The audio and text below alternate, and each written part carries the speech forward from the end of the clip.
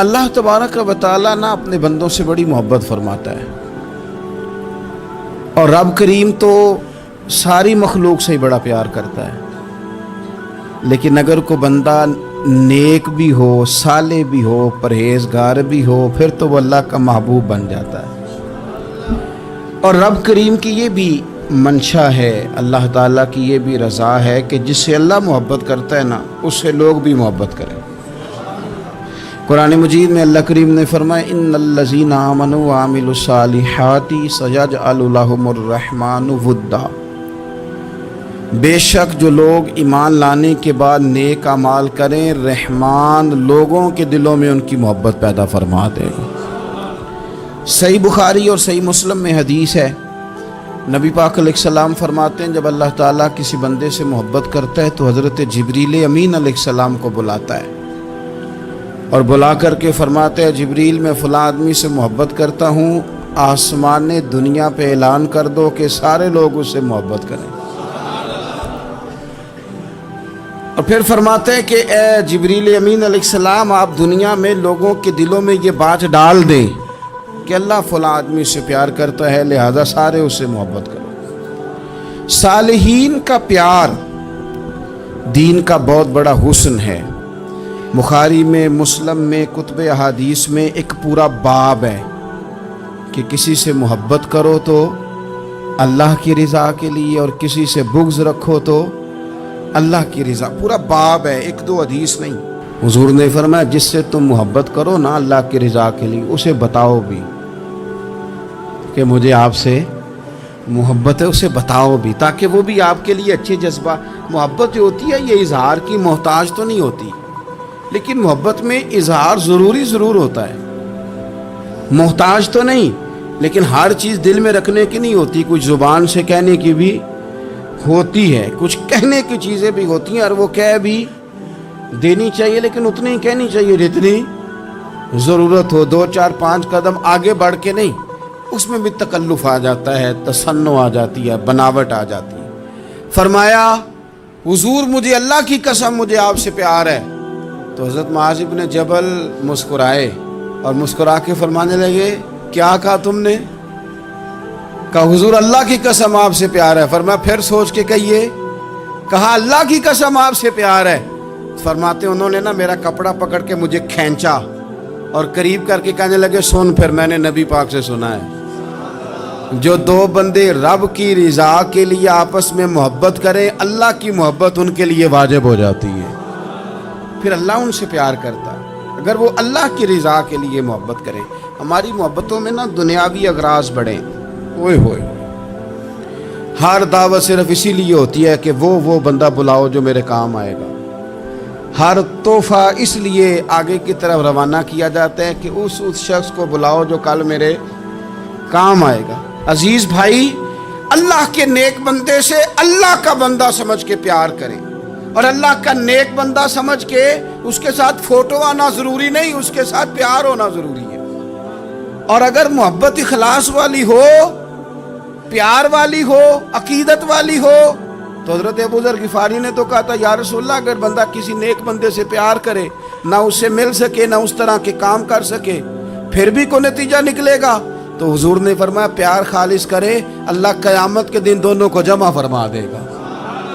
جو جس سے محبت کرے گا صبح قیامت اسی کے ساتھ ہوگا۔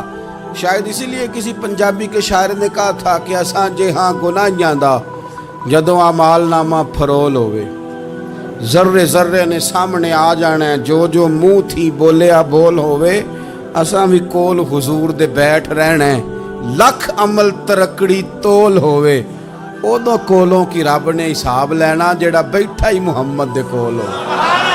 تو اللہ کے بندوں سے اللہ کی رضا کے لیے پیار کریں، اس میں للہیت پائی جائے، للہیت ہو، اس میں کوئی اور نہ ہو، بندہ ہو اور اللہ کی رضا ہو، یعنی درمیان میں رب ہو، اور تیسرا وہ شخص ہو۔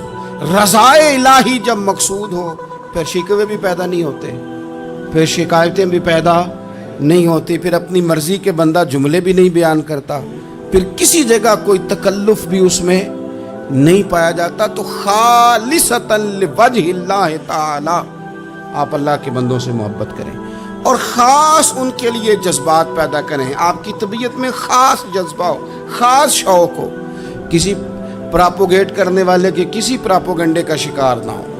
آپ کی طبیعت ہو, طبی میلان ہو, ذوق ہو. حضرت حرم بن حیان تابعی ہیں, فرماتے ہیں جب میں نے یہ حدیث سنی نا کہ نبی پاک علیہ السلام نے فرمایا ہے کہ حضرت اویس کرنی ان کی دعا کی برکت سے اللہ میری امت کے لوگوں کی بخشش کرے گا.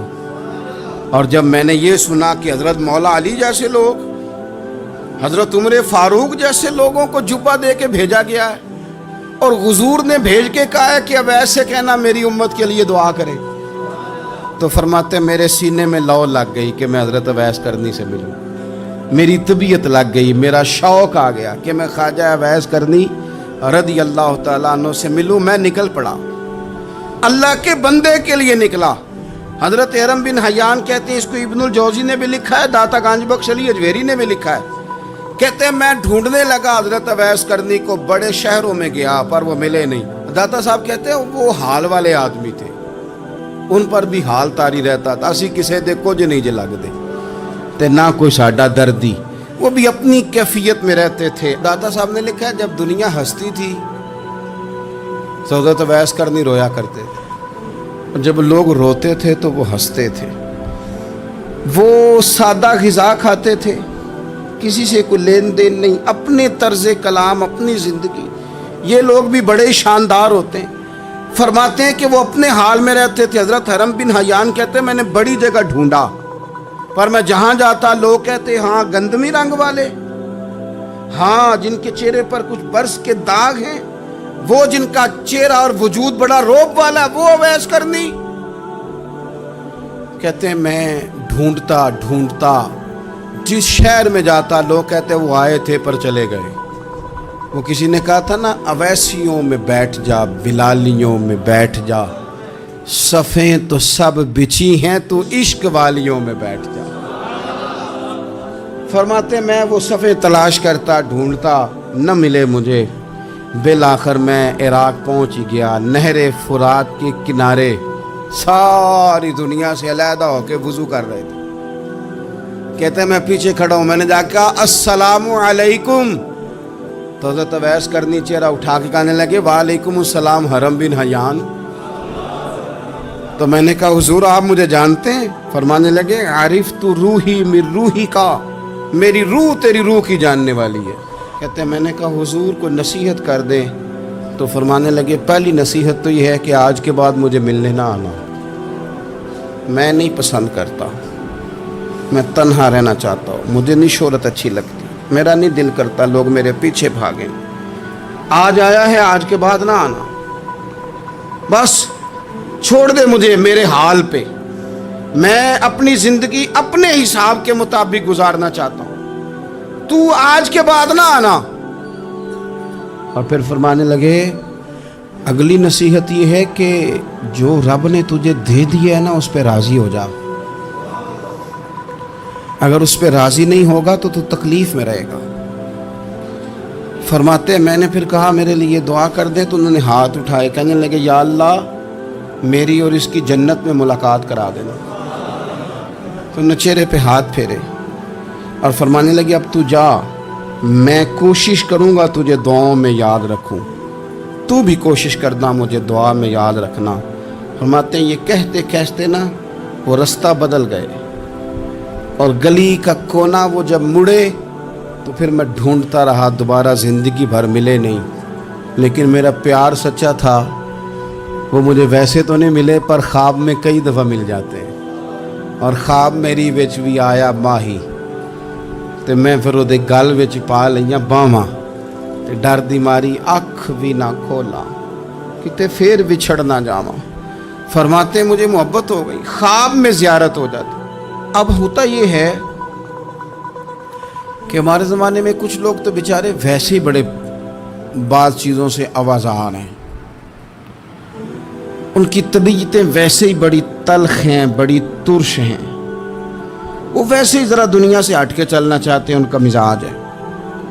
وہ کیا کرتے ہیں کہ وہ بدگمانیاں پیدا کرنا, सोसाइटी के अंदर बुरी सोचों का फ़रोग देना अपने लिए वो ज़रूरी समझते हैं और अपनी ज़िम्मेदारी समझते हैं। मैं अक्सर ये मिसाल दिया करता हूँ कि मोहब्बत भी अगर हम पैदा करना चाहें तो पैदा हो सकती है, और किसी की अदावत पैदा करना चाहें तो वो काम भी हो जाता है। बहू जाना चाह रही थी मेके, उसने अपने शौहर से या अपनी सास से कहा कि मुझे घर जाना है। तो अब एक पहलू तो ये है कि वो शाम को बेटा घर आया तो अम्मा कहती है कि पुत्र देख, बेटा नहीं चाह रहा था कि वो जाए, तो अम्मा उसको उसकी ज़हन साजी करती है, कहती बेटा देख तू हर वक्त अपनी माँ के पास रहता है, बाप के पास रहता है, बहन भाइयों के पास रहता है, तो बेचारी अगर 6 माह के बाद 3 माह के बाद तकाजा करती है तो उसका भी तो दिल करता है ना अपने माँ बाप से मिलने। अब बच्चा नरम होता है, वो शौक़ से गाड़ी निकालता है, शौक़ से छोड़ने जाता है, उसके दिल में मोहब्बत फ़रोग पकड़ गई।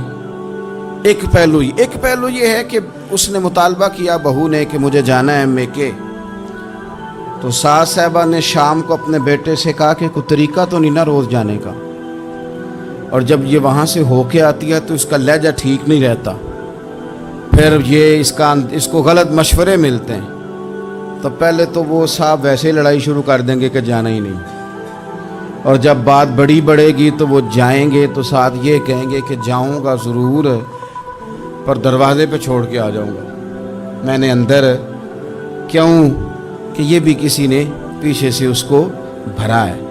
आप किसी बंदे के बारे में भी, किसी के बारे में, हमारे तमाम जगहों पे इसी तरह ही होता है, दोस्तों की महफिल हो, तंजीमें हो, हमारे दफातर हो, सब जगह कुछ लोग बाकायदा काम करते हैं नफ़रतें भरने का। ओ फलाना तुमने देखा क्या कर रहा था, ज़हन बनाते हैं, बंदा उससे एलर्जी खाने लगता है, नफ़रत करता है, कुछ ज़हन बनाते हैं यार कितना भला आदमी है, देखो कितने वक्त पे आता है, बेचारा घर में इसके कोई और है भी नहीं फिर भी छुट्टी नहीं करता, वक्त पे आता है। तो ये ज़हन साजी नफ़रतों के भी लोग करते हैं, मोहब्बतों की भी। एक मिसाल और दे दूं छोटी सी, एक मक्खी वो है कि आपका पूरा वजूद मौजूद है पर वो वहाँ बैठेगी जहाँ पीप है जिस्म में, बाकी किसी जगह नहीं। उसका मिजाज है, गलाजत वाली जगह पे बैठ मिजाज है, उसने ढूंढ के ही किसी गलत बात पे साथ ही गलत तबीयत है उसकी। मानते नहीं बहुत सारे लोग पर गीबत के कायल होते हैं, ज़हन में फतूर होता है, बैठना ही गलत जगह पे, हालांकि बाकी सारा जिस्म मौजूद है। पीप वाली जगह पे, रेशे वाली जगह पे, ज़ख्म वाली जगह पे बैठना है, और वहाँ से उठ के जब कहीं और बैठना है तो वहाँ बीमारी फैलानी है। एक मक्खी वो भी है जो ढूंढती है सारा ज़माना पर बैठती फूल पे है, और जब वो फूल पर बैठकर अपने घोंसले में जाके बैठती है तो पता है वहाँ क्या पैदा होता है? शहद पैदा होता है, और शहद वो है जो शिफा देता है। आज कुछ लोगों ने प्रोपोगेट कर दी चीज़ें, वली क्या होते हैं, दरवेश क्या होते हैं, सूफ़ी क्या होते हैं, कुरान पाक पढ़ो, नमाज पढ़ो, इबादत करो, ख़त्म हो गई बात। ओ खुदा के बंदो समझो, ये वली थे जिनको सहाबा कहा जाता है, वली ही थे जिनको अहले बैत कहा जाता है। कुरान पाक के दिफा के लिए, अहादीस की हुर्मत के लिए, दीन की तबलीग के लिए जो मैदानों में निकला करते थे उन्हें वली कहा जाता था। वली का माना अल्लाह का दोस्त, इनसे प्यार करना, इनके लिए अपने दिल में जज्बात रखना। बुखारी मुस्लिम में हदीस है, नबी पाक अलैहिस्सलाम ने फरमाया जो दो लोग रब की रजा के लिए आपस में प्यार करें, जो अल्लाह की रजा के लिए आपस में प्यार करें, अल्लाह उन दोनों से मोहब्बत फरमाता है। आप गौर करें, अल्लाह के नेक बंदों का प्यार। साल दाता गंज बख्श अली हजवेरी रहमतुल्लाह अलैह ने कशफुल माजूब शरीफ में लिखा है, ख्वाजा हसन बसरी का कौल। ख्वाजा हसन बसरी ताबी हैं, हज़रत मौला अली शेर खुदा करमल्लाहु तआला वजहुल करीम के शागिर्द हैं, फैज़ याब होने वाले हैं सहाबा से, बड़ी बारीक बात करते हैं। फरमाते हैं बुरे लोगों की सोहबत में ना बैठना, बुरे लोगों की बातें ना सुनना। اگر تم برے لوگوں کی صحبت میں بیٹھو گے، برے لوگوں کی باتیں سنو گے تو وہ تمہیں اچھے لوگوں سے بدگمان کر دیں گے۔ تمہاری فکر میں، تمہارے ذہن میں وہ اچھے لوگوں کے خلاف چیزیں بھر دیں گے۔ برے لوگوں کی صحبت اچھے لوگوں سے بندے کو دور کر دیتی ہے۔ تو بھائی اچھے لوگوں کی صحبت میں آئیں گے آپ تو اچھے لوگوں کے بارے میں آپ کی ذہن سازی ہوگی۔ اللہ کے نیک بندوں سے پیار کریں، ان کے ساتھ محبت کریں، ان کے لیے اپنے دل کے اندر اچھے جذبات، یہ ہمارے پاس ہیں داتا علی اجمیری، ان کے مزار شریف پہ حاضری دیں۔ دیکھیں غلط کام جہاں ہوتا ہو غلط کام کو روکا جاتا ہے، اصل چیز کو بدل نہیں دیا جاتا۔ داتا صاحب محسن ہیں اس امت کے، اور ڈاکٹر اقبال نے کہا سید حجویر مخدوم امم۔ داتا صاحب تو وہ ہیں کہ امت ساری کے مخدوم ہیں، ساری امت کو ان کی خدمت کرنی چاہیے۔ داتا صاحب رحمۃ اللہ تعالیٰ علیہ کی کشف المحجوب آپ پڑھیں تو سطر سطر روشنی، جگہ جگہ آپ کے لیے خیر، تعلیمات۔ داتا صاحب نے دین کا کام کیا، ڈیوٹی کی۔ عرس شریف پہ تو میں بھی نہیں جا پاتا، رش بڑا ہوتا ہے، خرافات بھی بعض جگہ پہ بڑی ہوتی ہیں، بعض ایسے کام ہوتے ہیں جو قطعاً نہیں ہونے چاہیے اور ان کی ہر فورم پہ مذمت ہونی چاہیے، پر ہمیں داتا صاحب کی حاضری تو نہیں نہ چھوڑنی چاہیے۔ ہمیں تو کوشش چلے عرس سے پہلے یا عرس کے بعد، میری اپیل ہے ضرور جائیے گا، اور جا کے نا تو ضروری نہیں کہ آپ کوئی خاص دل کے اندر بات ہی لے کے جائیں۔ آپ داتا صاحب جا کر صرف اتنا کہیں کہ حضور آپ نے جو دین کی خدمت کی ہے، ہم تو اس خدمت پر آپ کو سلامی دینے آئے ہیں، ہم تو صرف سلام کرنے ہیں کہ آپ نے کمال نوکری کی دین کی۔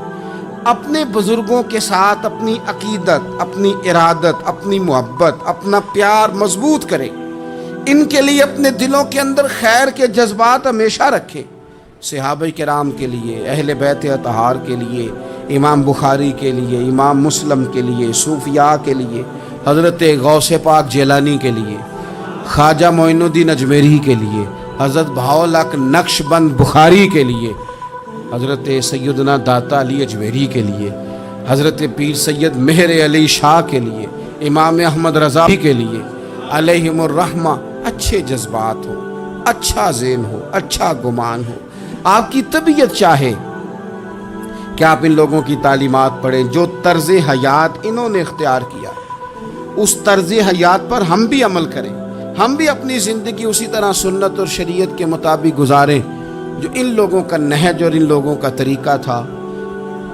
الترغیب و ترہیب میں نا ایک روایت موجود ہے، ایک تابعی بزرگ ہیں حضرت ابو ادریس خولانی رضی اللہ تعالی، وہ کہتے ہیں میں دمشق کی جامع مسجد میں داخل ہوا تو میں نے دیکھا کہ ایک نوجوان، بالکل کالی داڑھی لیکن بڑے خوبصورت چمکتے ہوئے دانت ان کے، لوگ ارد گرد کافی سارے بیٹھے تھے، مختلف مسائل پہ بات کر رہے تھے۔ جب لوگ الجھ جاتے نا اور کسی مسئلے میں ان سے کام آگے نہ بڑھ پاتا تو وہ پھر اس نوجوان کی طرف رجوع کرتے اور وہ جوان دو چار باتوں میں فوراً مسئلہ حل کر دیتے۔ کہتے میں نے ایک شخص سے پوچھا یہ کون ہے اتنی نورانی شخصیت؟ تو کہتے ہیں مجھ سے کہنے لگے آپ نہیں جانتے، یہ تو صحابی رسول حضرت معاذ ابن جبل رضی اللہ تعالی، یہ تو نبی پاک صلی اللہ علیہ وسلم کے صحابی حضرت معاذ بن جبل ہیں۔ کہتے ہیں میری طبیعت نہ لگ گئی ان کے ساتھ، میرا ان کے ساتھ دل کا لگاؤ ہو گیا، محبت ہو گئی، شوق ہو گیا۔